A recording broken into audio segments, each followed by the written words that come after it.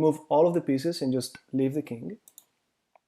So here we go. We're going to start with the king because the king is one of the easiest pieces to learn. And basically, the king is going to move one step in every direction. If you look at the white king, the king could move to any of these squares right next to him.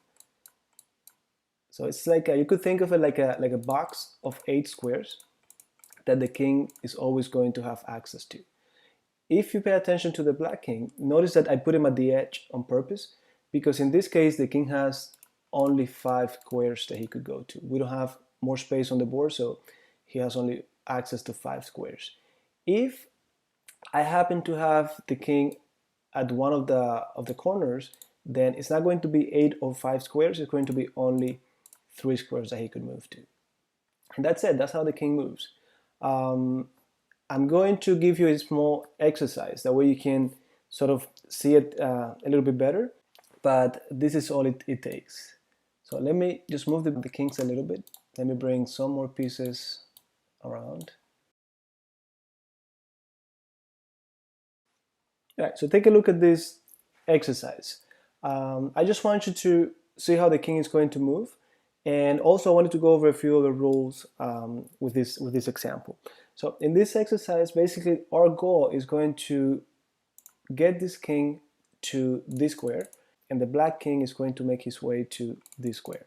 And I would like to highlight another rule, and this rule is that the kings cannot jump over pieces, and they cannot go to squares where their own pieces are placed.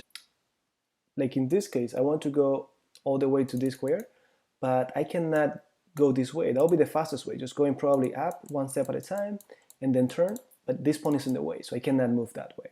So I told you the king has access to 8 squares, but that's only when they are empty. There's none of his pieces on those squares. So here I have to go to this square and then make my way up one step at a time. That's the only way for the king. For the black king, same thing. He cannot move here right now, but he could move up, then here, and so on. So with that being said, let's get to it. In chess, you're gonna take turns. So the white pieces take a turn, then the black pieces, and so on. So I move my king. There we go. Now it's going up, but notice it's one step at a time. And then I'm gonna take a pause at this moment, just to go over it one more time. So this king could move to any of these squares, and the black king could move to any of these squares. Of course, it doesn't make sense to go back or to the sides right now. We have an objective, so let's keep going to our destination. So the king goes here, and just like that, the black king got to his square, and my king needs 2 more moves. So he moves there. Let's say we make a move with the king again, just to allow the white king to get to its destination. And that's it. As you can see, it was 1 move at a time. Now, with that being said, I hope you understood how the king moves. Let me now do the same thing and just bring the queen on the board. Now, the queen is going to be similar to the king in the sense that the queen could move 1 step in every direction, but the queen is actually way better. The queen happens to be the most powerful piece in chess, and the queen can actually go in every direction, but as many squares as she likes. So that's what makes her the best piece. So all of these squares are the ones that the queen can move to, and I'm going to do it also by highlighting it. Maybe it paints a better picture. This way, then I go diagonally. So it's going to be always on a straight line, but see how many squares the queen can move to. And that's it. So you can move in any direction on a straight line. And of course the queen, just like the kings, cannot jump over other pieces. It cannot turn. So you see she can go so far, but it has to be on a straight line. If I wanted this queen to go from here to here, it will require 2 turns. I cannot just in one move go like that, or just place it over there. I have to make a move. Probably I go over here, then my opponent makes a move, and then I could go like that. But as long as you go straight, you could go as far as you like. So just to give you, just to practice a little bit more, let's say I put my queen over here. So my question to you is, do you think this queen could go from here all the way here? Well, yes, the queen could just go diagonally, straight, and I could move there. So if it was my turn, I put my queen there, and I'm done.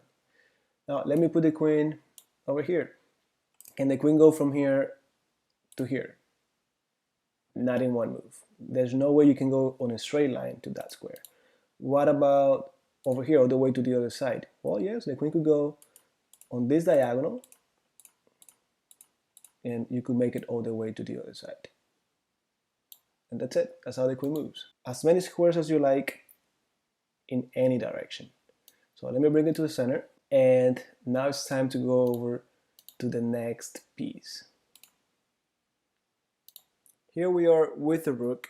The rook is going to move through the files and the ranks.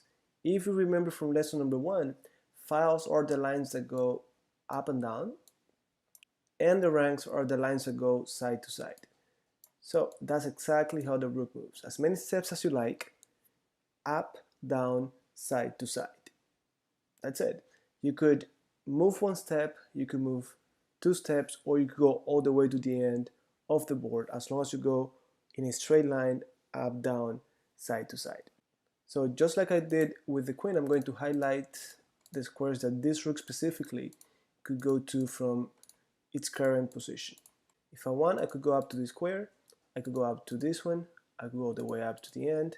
Same thing side to side or going down. Now let me change position for the rook. I'm going to put it right here. Now from here is the same thing. I could go up, down. Of course, I don't have down. There's no more space to go down with the rook.